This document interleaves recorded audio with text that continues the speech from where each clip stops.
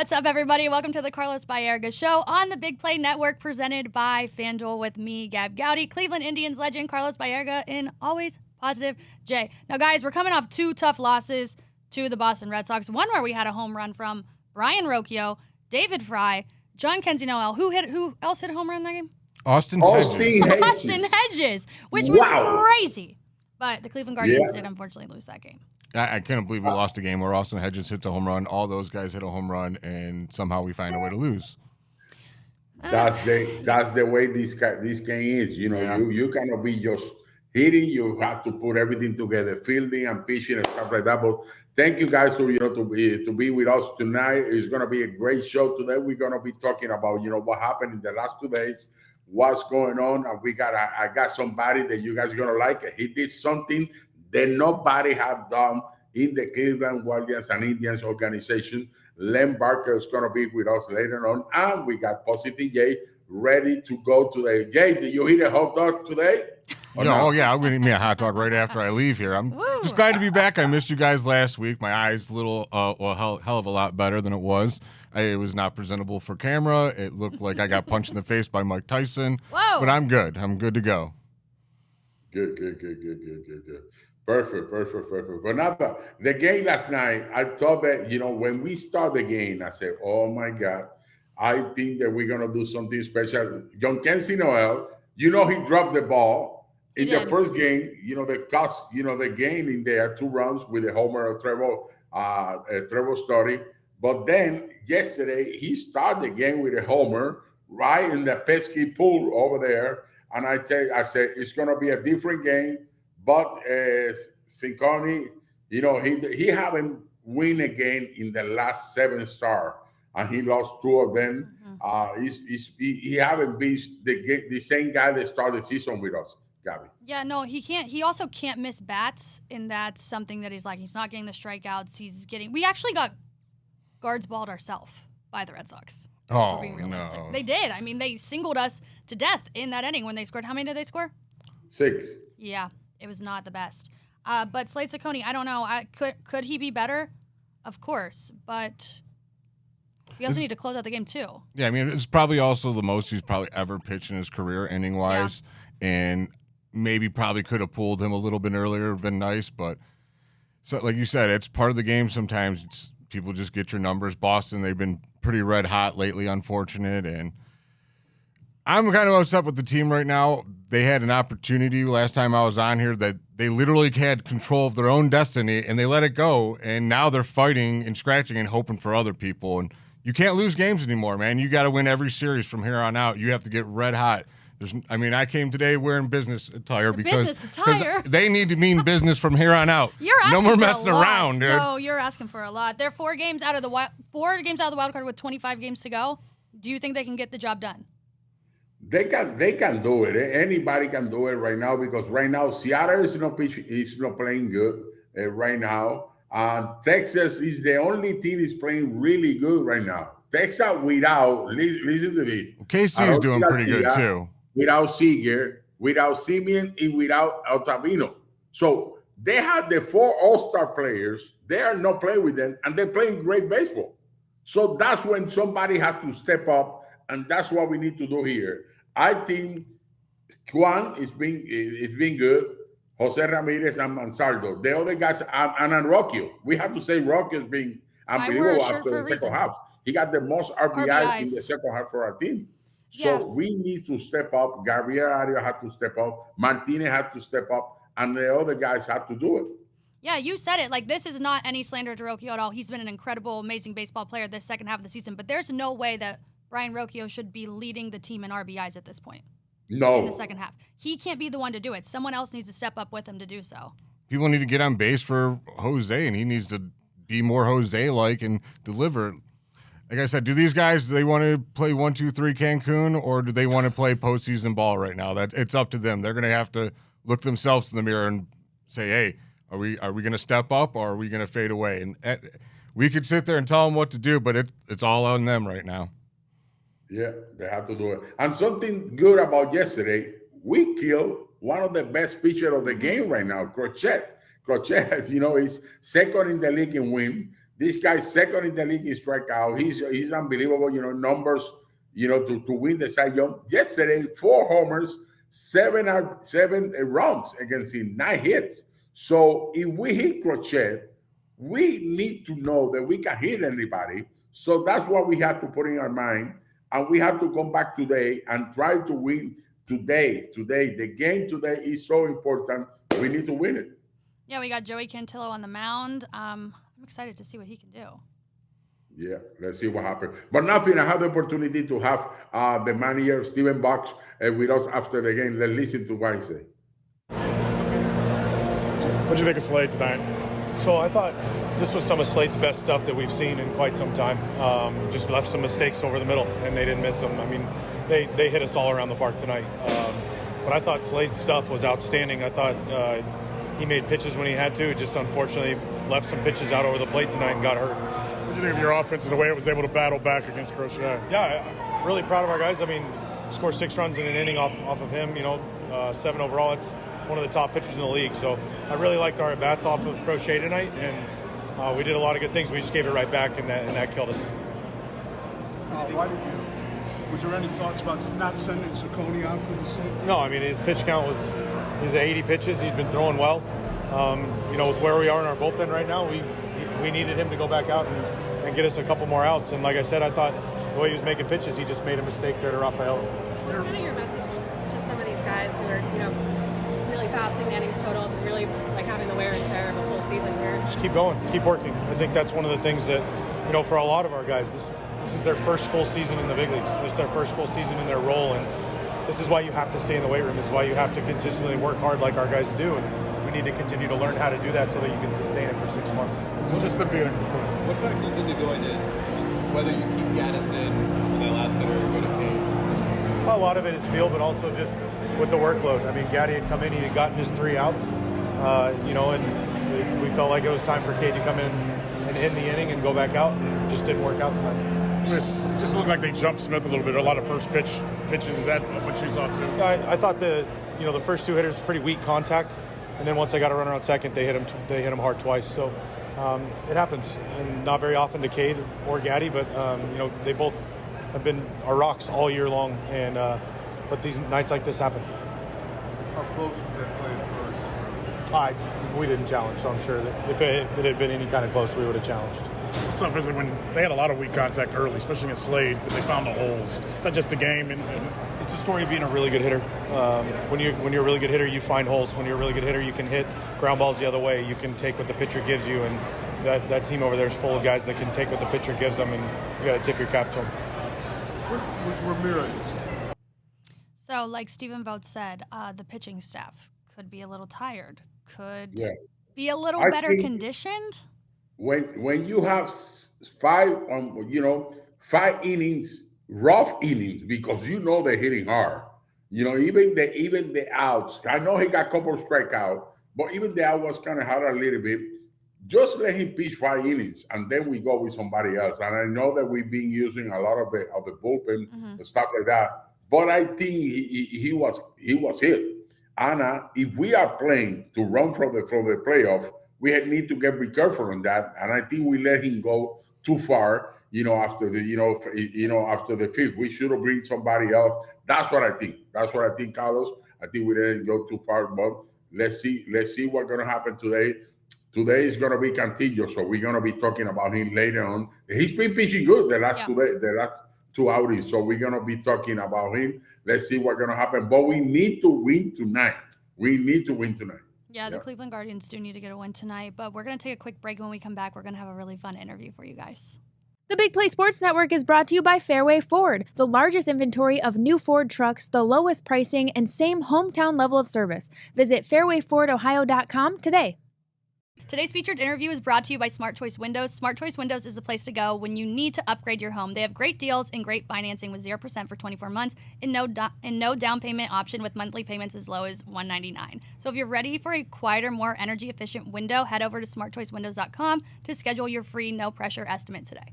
Welcome back to the Carlos Baerga Show with me, Gab Gowdy. Cleveland Indians legend Carlos Baerga in APJ is back with us. His eye looks a little bit better. But Carlos, again, popular man, most popular man I know. Who do you have for us? Well, today I have the opportunity to have one of my best friends in the game. I know that we don't play together because he played a little bit before me. But if you see the body, he's still looking like me, very strong. His name is Len Barker, the guy that pitched a perfect game, number 10, perfect game in Major League Baseball. Len Barker, how you doing, my friend? I'm doing great, Carlos. It's great to be with you again. Oh man, what a nice, to have you here with us. Two-time, one-time All-Star game, two-time strikeout leader in the big leagues. But that game on May 15, 1981. Can you talk to us about, how did you feel before the game? Did you feel something different that day, or you was pitching the couple of days before, the first couple games? You feel something that it was going to happen? Well, I felt pretty good, and at that time we were in first place, which wasn't happening much back then. But I went to the airport to pick my brother up, so I didn't get to the ballpark until 6:15, and I had to rush in. And Jimmy Warfield rubbed me down, and I had to go out and stretch and get ready real quick. So it was a little different thing going on then, but it worked out for us. So we have not seen a no-hitter or a perfect game or any. Well, we saw something close to that a couple weeks ago, Gavin Williams, but he didn't. Since yours, how does it feel to still have that? And are you like, maybe guys, come on, let's get with it. Maybe someone else get one soon.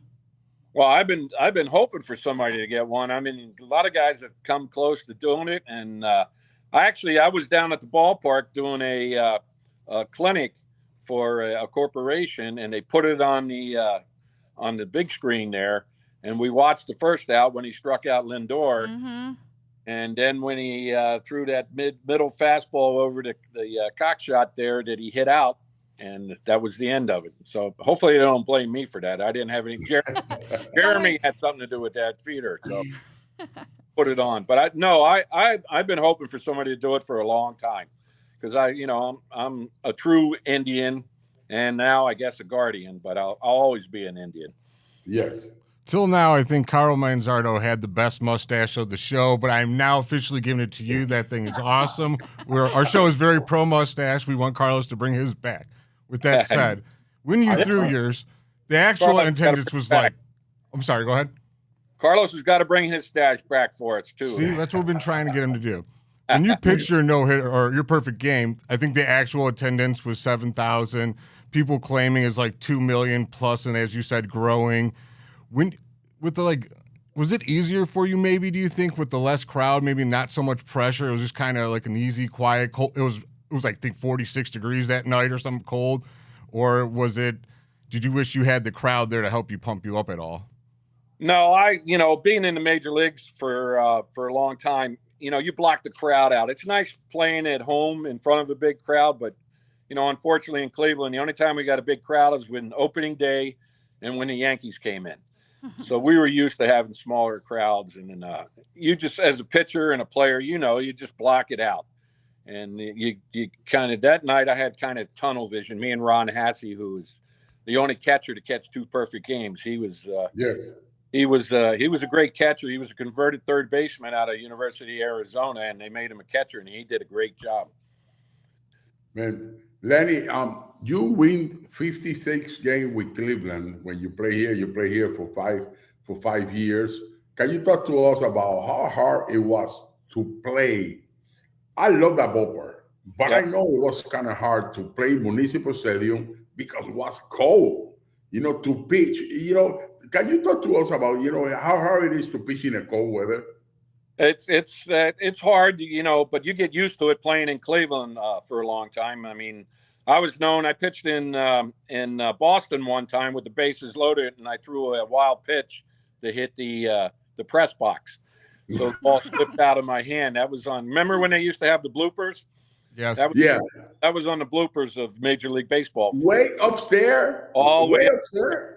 Gabby, you been there? Gabby, You were just showing off your arm. Yeah, I've been there. You were just showing. Yeah, you were just showing off a little bit. I read about it, everybody. and I wasn't sure. I was like, should I bring that up? And then you brought it up. I'm like, all right, cool. He's cool with it. I was like, No, I'm cool with it. I don't have a problem with it. I mean, it was, and then reporters come in, and of course they're asking all kinds of questions. And I told them, well, one of the reporters wrote a bad story about me, so I was trying to hit him up there in the press box. What's crazy is like you threw that wild pitcher. You kind of were known as a wild pitcher, but during that your perfect game, it says that you never had a 3-ball count, which is crazy for someone who maybe had lacked a little control there for a second. Right. Yeah, I was known not to have a little control. I had control problems, but sometimes that was on purpose. Let one fly here. Yeah, I don't like being in the batter's box knowing a guy might get a little wild. That makes me a little nervous too, for sure. So maybe you weren't really wild. You just made us think that you were wild.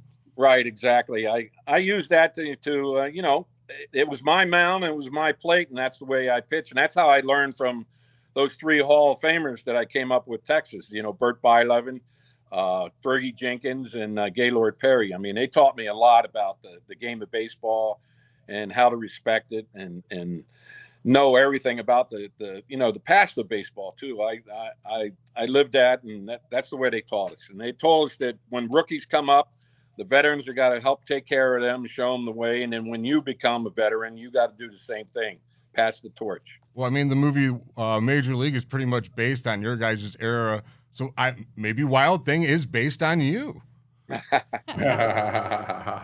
maybe, but because he started his career as a reliever. And I was saying to a lot of people, like last night we was watching the game, and last night in the last 2 innings, they scored a lot of runs to us. Especially we lost Crochet. Everybody know what's going on. That I hope that everything changed and he can come back. But how hard is to close the game? Can you tell us about it? How difficult is to pitch in that 9th inning?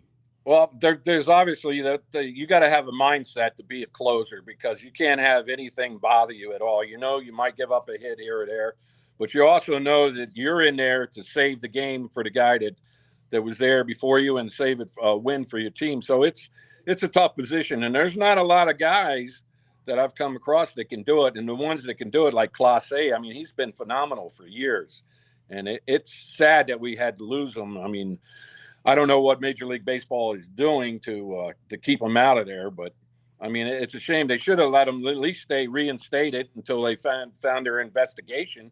And that's what I say. Really, this really happened, or if it didn't happen, there could be other things that his family could have been threatened. Anything could have happened, with going on. So they should have left him in there. Continuing on with mindset of a pitcher, hypothetically, let's say like you were playing in today's game. I keep asking all the pitchers this. How would you fare with the pitch clock? Do you like the pitch clock? And do you like the idea of like moving to like robo-umps? I don't know about the robo-ops, but the pitch clock would have never bothered me. I'd like getting the ball and getting on the mound and throwing the ball and getting in a rhythm real quick, especially if you're pitching really good and you're hitting your spots. So it wouldn't have affected me, but I know it affect probably about 15% of the pitchers. They had to learn to adjust to it, and I know some of them it's still they're having tough times with it, but it wouldn't have affected me. And as far as the guys nowadays, it's all about launch angle. All they want to do is hit home runs. So I think I would have had a lot more strikeouts, and a lot of the other guys that pitched in that era would have had a lot more strikeouts. Because I mean, you guys watch the game when you throw a ball in the other's batter's box and the guy swings at it, he's geared to swing no matter what. So yes, it would have been I'm not going to say a lot easier, because major league hitters are tough. They're the best in the world, but there would have been a lot more strikeouts in my era then. I'm actually more surprised that more pitchers that we've asked this don't want the robo-umps. Because if I was a pitcher and I throw a strike, I want it to be a strike, and I'm probably going to get kind of ticked off if it's not a strike.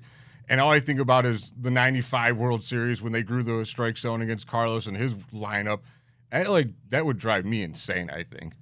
But, yeah, I mean, I watched that game. I was over in Saudi Arabia and Kuwait doing something with the Major League Baseball, and we were watching the game over there. and it was unbelievable what they were giving those guys. They were giving them almost 6 to 8 inches outside on the corners and all. Well, I'm sure if you had that strike zone, you'd be striking out 20 guys per game. Yeah, that would have been great.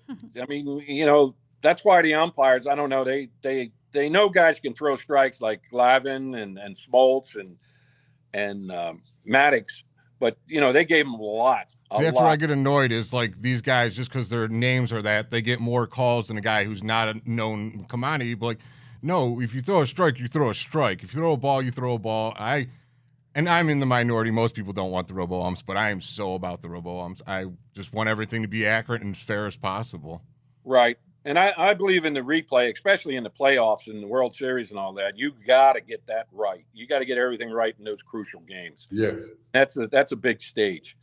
Now, you know, I'm on the fence about the robo. I don't know. I mean, it would benefit because, you know, you guys watch the games. You see a lot of these pitches that are close, and they're calling them balls. And then but I like the idea of the umpires being in there, and they're part of the human element. And even though I don't like umpires, never have, I never let them know that because, you know.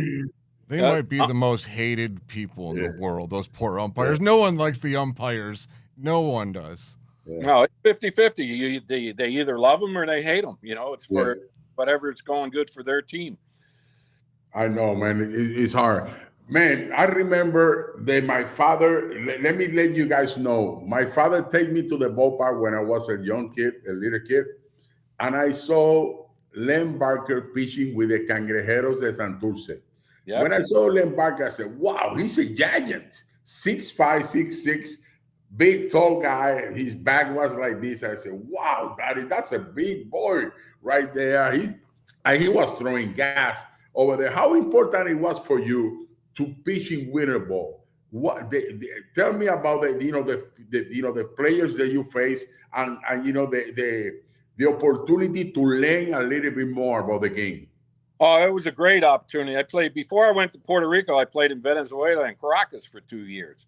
So that helped me become a pitcher and work on all my pitches. And, you know, the quality of baseball over there in those leagues were unbelievable. You had all the Latin players that were allowed to play, the major leaguers.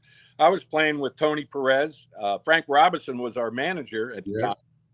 And so it was a great experience. I don't know why they've taken that away. I mean, I can understand Venezuela right now with the things that are going on, but that's great for young pitchers to get over there and learn and develop their craft. The same thing with the hitters because they're learning over there. They're facing quality pitchers, and the hitters are facing quality pitchers, and the hitters are facing both. I mean, it's good for you. I think they should keep doing that.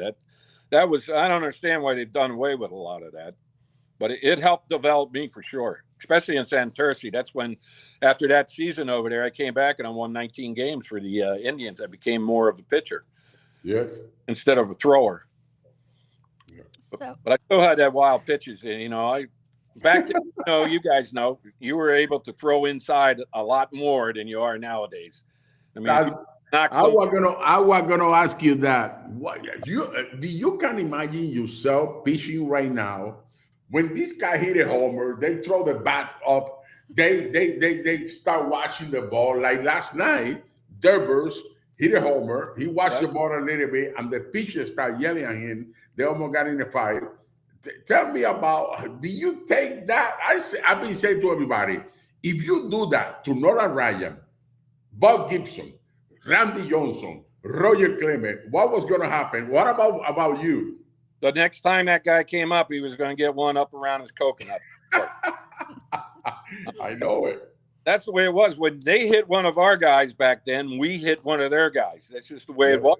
And you had to retaliate, and the pitchers had to protect your own hitters. That's the way we felt. And nowadays, you know, the umpires aren't allowing them to pitch in there because you remember Jared Wright. That kind of screwed his career up because he was known to throw inside a lot, and then they suspended him, and they did that, and then he was really never the same because he couldn't pitch in because he was afraid to hit somebody, and they were going to kick him out of the game.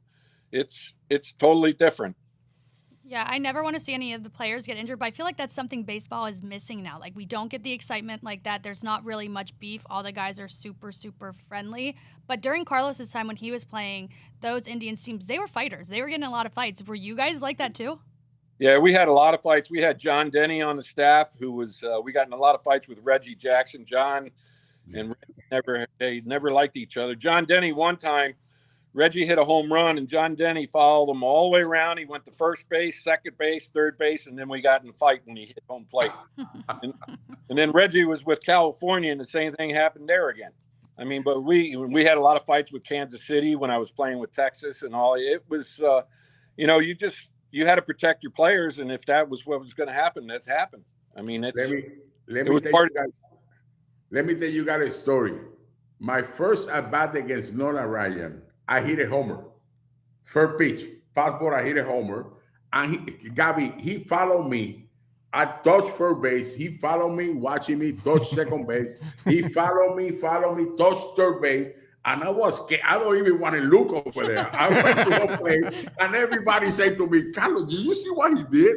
He was looking at you. I say, I know. I heard a lot of things about him before, so I want to make sure that I run the bases right. You don't want to get hit by those guys. And you know what happened to Robin Ventura. I'm never going to forget about that. He still don't talk about that to this day. Robin Ventura will not bring it up. Mentioning we're celebrating the 30th anniversary of that 95 team. So you're retired by then, and you got looking at that 95 lineup, and you have to be jealous of that pitching staff. Like, where was this when I was pitching? Like, what are your thoughts of that lineup when you were watching them play? It was unbelievable. It's just not the pitchers. It was the hitters, too. I think you guys had like 8 guys that were hitting 300. Yeah. And then the 9th guy was hitting like 290. So, I mean, it was phenomenal to have.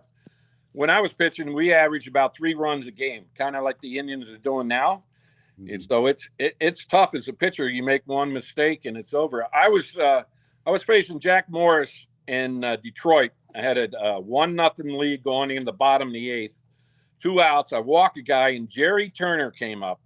He was a 175 hitter, and I said, well, I could probably get this guy out. I threw him a cock shot down the middle. He had a 2-run home run. We lost. I threw 135 pitches, and I made 1 bad pitch. But needless to say, the locker room wasn't the same after I went up there. It was, but that's a pitcher's life, right? You make 1 bad pitch, and that could be the game is over. Yeah. No, it was before. It was unbelievable to pitch and to play the game, stuff like that. Who was that hitter that it was hard for you to get out? Who was the easy one? Rod Carew was probably the hardest guy I ever faced, because Rod, he could go to all fields. He could slap the ball. He'd hit the ball up the middle. He'd hit fastballs. He hit change-ups.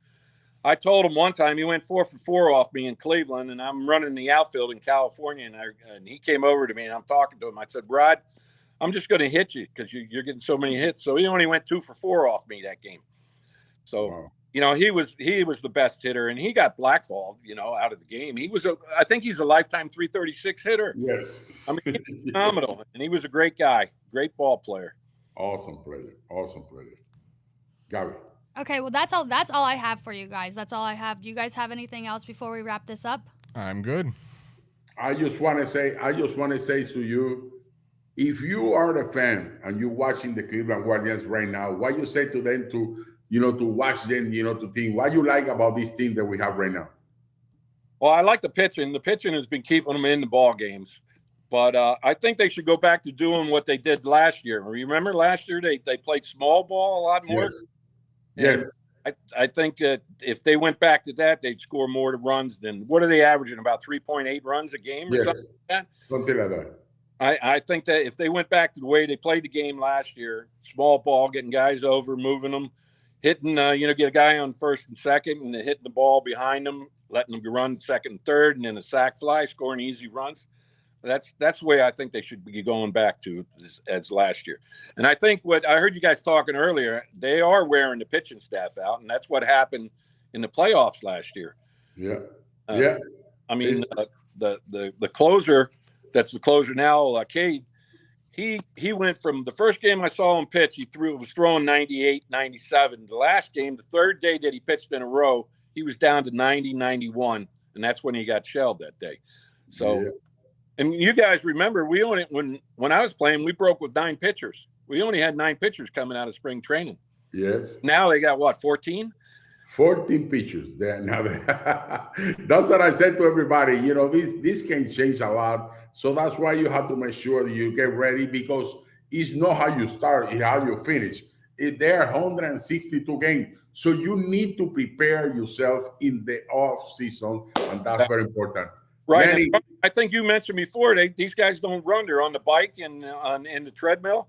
wow. We ran every day. After you pitched, you ran a lot more. All the time we ran constantly. Listen to that, people. Listen to that. This is very important. Yep. Your conditioning is going to be the one that's going to help you out to pitch in September. Exactly. And that's when your legs, if you build your legs up, they're going to be strong. I mean, you should have seen the workout that Nolan Ryan, you mentioned him. Yeah. His legs were huge because he worked his legs hard and he ran all the time. And he just built them up. That running builds up your endurance. You should be able to go 9 innings. Of course, nobody goes 9 innings anymore. No. That would help him in the playoffs too, right? We've talked about that, Carlos. These guys going 4 and 5 innings with 90 and 100 pitches. So it makes it hard on the bullpen. That's how the bullpen gets burned out. You need a 9-inning pitcher once in a while to save the bullpen. That's true. That's true. That's true. Lenny, thank you very much to be with us. Always an honor. The only perfect game in the Cleveland Indians and Guardians history of the game. 1981, May 15th. We're never going to forget about that. God bless you. I may not be able to claim that I was at the game, but now I can at least claim that I got to interview the guy who pitched the game. Yeah. Well, thanks a lot, guys. Yeah, I enjoyed it. It was a lot of fun. Take care. Hey, thank you, brother. Thank you. Thank you. Yeah, thank you again for your time. We're going to take a quick break, and when we come back, we'll do some more Cleveland Guardians headlines. This segment was also brought to you by Smart Choice Baths. If your bathroom needs an update, the team at Smart Choice Baths has you covered. Whether you're looking to replace your shower or do a whole bathroom remodel, Smart Choice can offer the quality and expertise you will need to make that experience an enjoyable one. Be sure to check them out at smartchoicebaths.com or give them a call at 1-844-GET-SMART to set up your free estimate.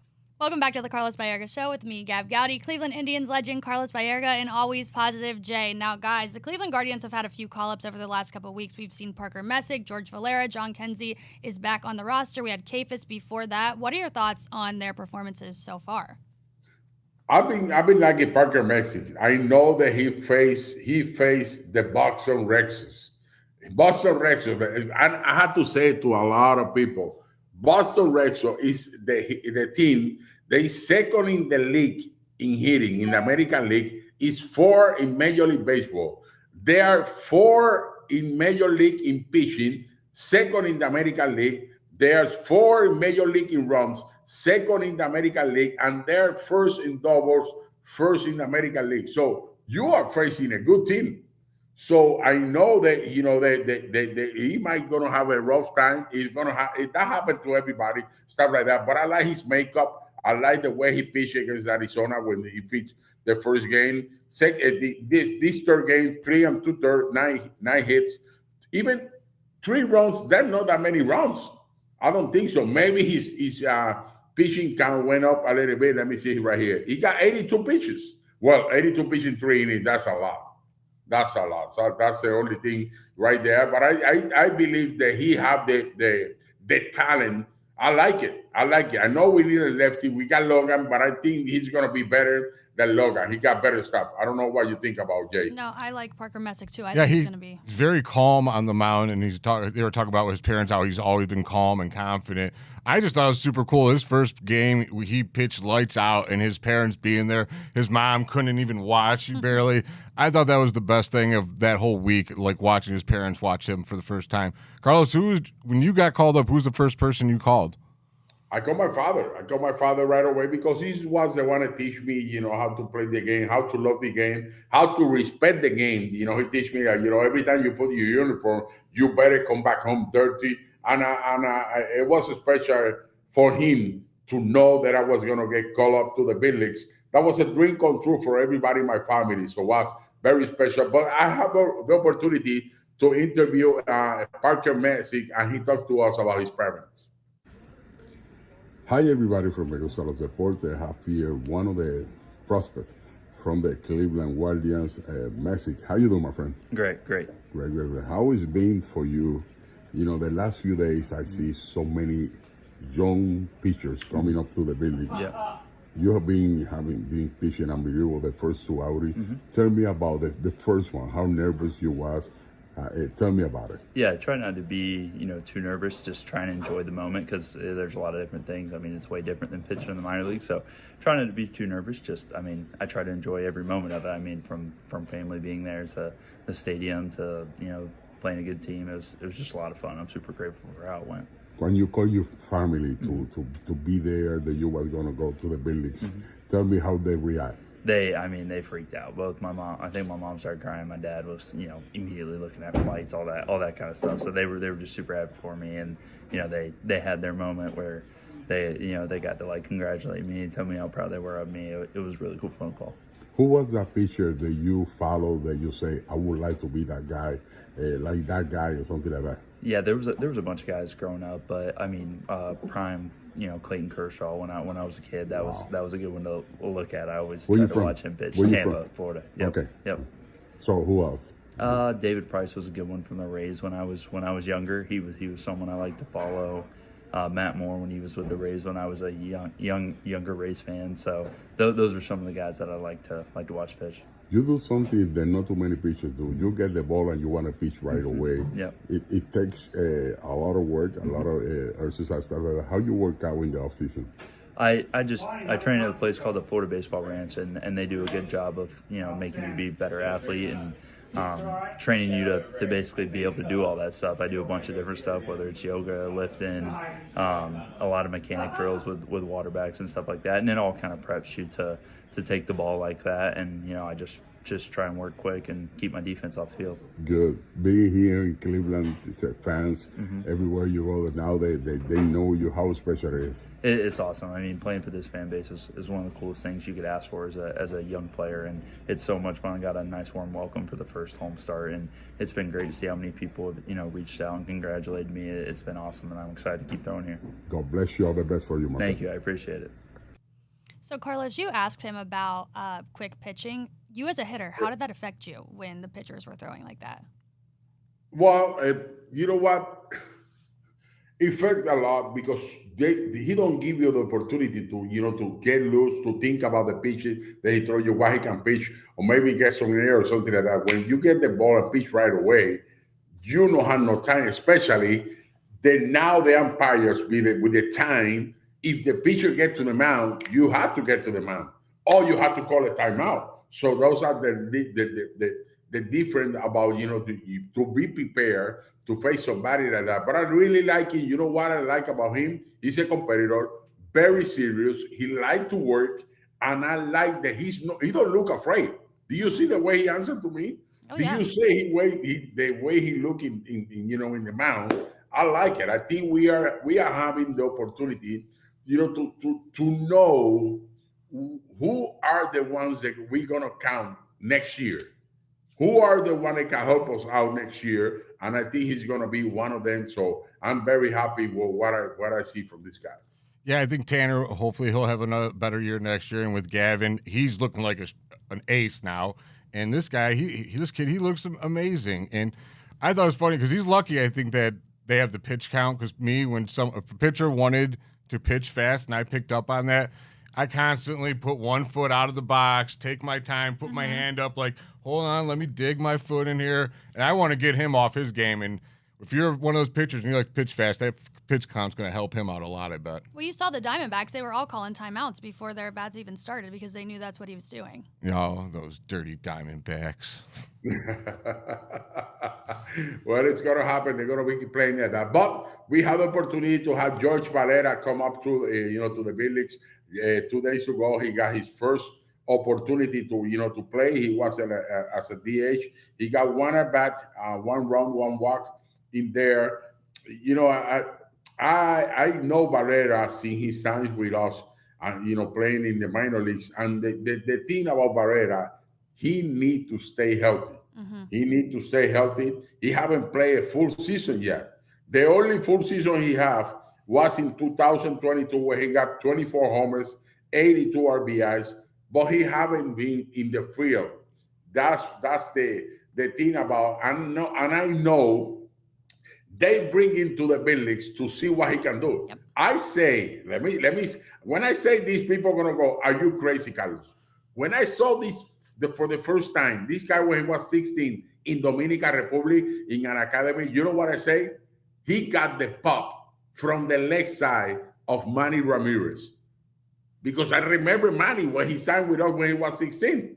And he started hitting the ball. I remember when he went to Cleveland, Manny started hitting the ball, homer, right field, center field, left field. He was going everywhere.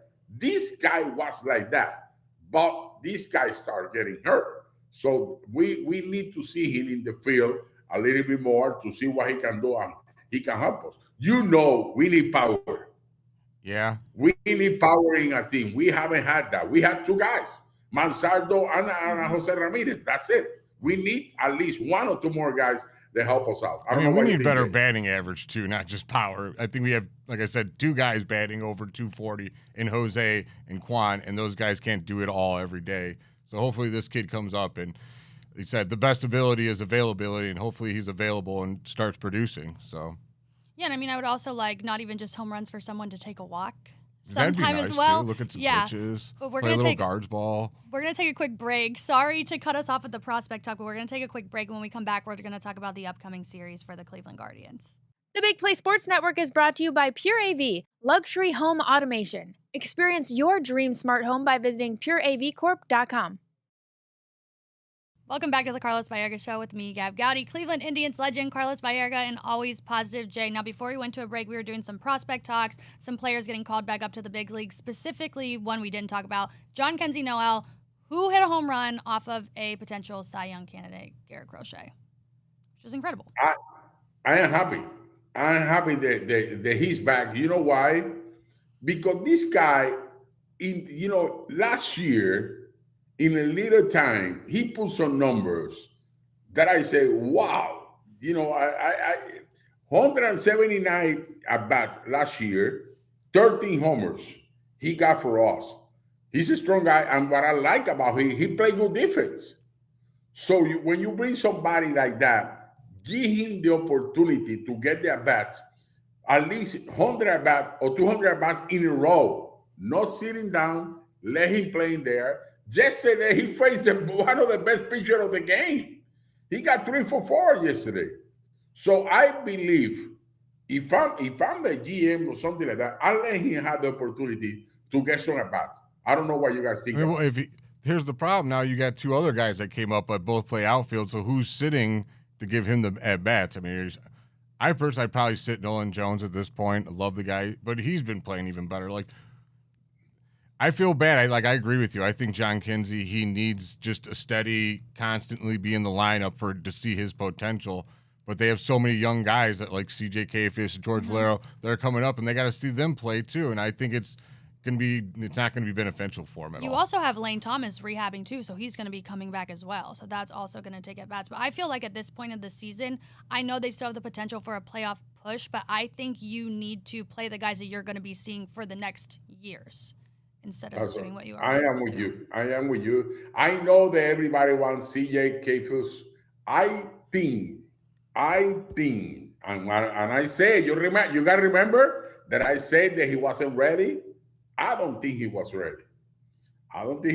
He helped us out when we got some people hurt, stuff like that. But I think, that we need to have people that are ready to play the game. This is the big leagues. This is not AAA. This is not the minor leagues. When you see all the rookie guys that come up from other teams, the shortstop for the White Sox, you know how many games that guy played already? 43 games. He got 16 homers. 16 homers. So when you see somebody like Roman Anthony, 9 homers with the Boston Red Sox, hitting 290 something. When you bring in people like that, you want these people to produce. You want these people to show everybody what kind of talent they have. That's what I think. I would love to see John Kenzie just get up here and just absolutely go on a tear and become the guy that we all hope for. I think he's unbelievably marketable. He has a great smile, great personality, probably Great one of the name. coolest nicknames in all of sports, the Big Christmas. And when he hits home runs, he just don't hit them. He annihilates them, and he doesn't have the bat flip, but that, like, just shut the bat toss, down. Oh, I yeah. absolutely love it. And, yeah, I'm with you. I'd like to see him just get some consistent play before the year's end and see if he is the guy that we hope he can be and figure it out this year. And hopefully he is and helps us get back into this playoff run. But his issue, too, like everyone else right now, like, will not take a walk, will swing outside of the zone. But at worst, he can accidentally hit a home run, unlike some other people that we have to watch take at bats. At worst. Yeah, I'm with you. We need to. We know that who we have, and especially, and I have to say it. I love Daniel Sheehan because he can play everywhere. I know that Angel Martinez, he can play everywhere too. Gabriel Arias, he stepped up this year. He got better. I know he got hurt when he was hitting. Those are the things that that doesn't help. When you're hitting, you don't want to get hurt. I remember in 1995. Yes. 1995, I was killing the ball. You remember that I started slow with the homers. I was bringing the RBIs, but I started low with the homers. I finished that year with 15, and I started hitting like 4 games in a row homers. And you know what happened? I hurt my ankle the last month of the season, and I don't play almost for 3 weeks. It cut down. When I came back, I don't find my rhythm again. So that happened to Gabriel Arias. Arias was hitting before he got hurt. So that's those are the little things that we need to improve this year. And something that I'm gonna say again, please, let's sign Stephen Kwan. Let's make him happy and stay here with us. We don't gonna find nobody like him. To be loved, we have the best little guy in the game, my friend, my people. We have the best fielding outfielder probably in the game. Is that catch the catch of the year for this team?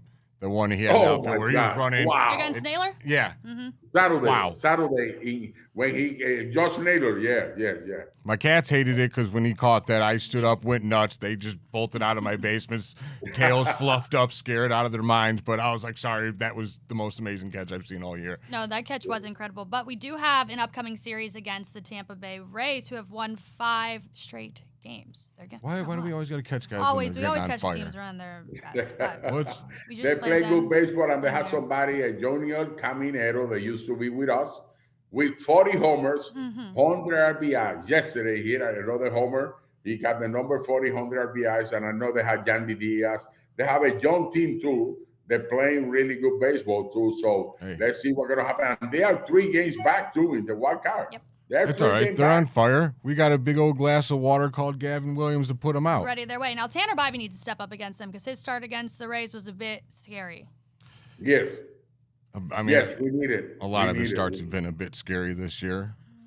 Well, I'm not trying to rag on Tanner Bybee. He'll tell you he's not having the year that he expects out of himself. And I also believe that next year he will be much better because we have the best pitching coach in the entire world. So let's start the bounce back right now this week and get us. I just want to get back in the playoff. I'm not waving the white flag quite yet. Yeah. I'm not as positive as I was, but I'm not giving up yet. And it's got to, like you said, you got to one day at a time. Not just Bybee. We need Gavin Williams to finish strong too. Mm-hmm. I know he pitched good the last time, but we need him to to step up. And Bybee maybe going to have 2 more or 3 more starts. We need the next 2 ones. We need a good one for them. I was glad to see his last one that he did good because I was worried that when he pitched that near no-hitter that he pitched a lot of pitches and it wore him out because the next 2 he wasn't nearly as good, but the last one he's good. So that's good to see. When you got a guy his size, you don't want to – he usually can last a little longer in the season than the littler pitchers. Yes. Yeah, well, we're going to take a quick break. When we come back, we'll talk about the upcoming series with the Royals, and then we'll talk a little bit around the league. The Big Play Sports Network is brought to you by Lake Spur Marketing, connecting your brand to the right customers. Visit lakespurmarketing.com today. Welcome back to the Carlos Baerga Show with me, Gav Gowdy, Cleveland Indians legend Carlos Baerga, and always positive Jay. Now, we just talked about the upcoming series with the Tampa Bay Rays, but after that, the Kansas City Royals are coming to town, and these are 2 teams that are fighting to potentially get to a wild card spot. What are your guys' thoughts on this series? It's going to be a tough series. You know why? Because right now, Kansas City went over us. There are 2 games and a half back, 9 games against the Kansas City, but in front of us of 2.5. So we need to, play really good baseball. I know they are hot. Bobby Witt Jr. is hot. Pascuatino is hot. Salvador Perez is hot. Jan Trensky. Salvador Perez absolutely destroys our pitching. I love to hate that man. Like, he's such a good dude, he seems like. But when he's at bat, I'm like, oh, this guy again, man. And boom, clutch hit. I'm like, yeah, this guy. Yeah, I saw him hit a grand slam last year when I went. If we could just walk him and Bobby Witt Jr. and not walk anybody else, I think we got a chance. I mean. Yeah. We need to play better baseball, and I know that we can hit their pitching stuff. So we need to put pressure on them, score first, because they have a good team. They're playing good. They're playing really good, and they're 2.5 games in the wild card right now. So we need to step up and do the job. And I say, nobody gonna give us anything. We have to take it away.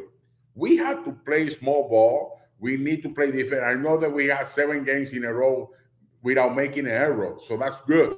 We're playing good defense too. So I think we have the opportunity to do it. We want the fans to be at the ballpark. We want everybody to be ready because it's going to be a very, very nice thing. We're going to be Logan Allen against Ryan Berger and Gavin Williams against Seth Lugo. So Berger is pitching good. Lugo's haven't pitched good this year, so we can take advantage of that. I might have to go to the next game because Carlos got me tickets last time. That was our come from behind 95 victory. So maybe I'll bring some positive injury and get back out to that ballpark for you guys.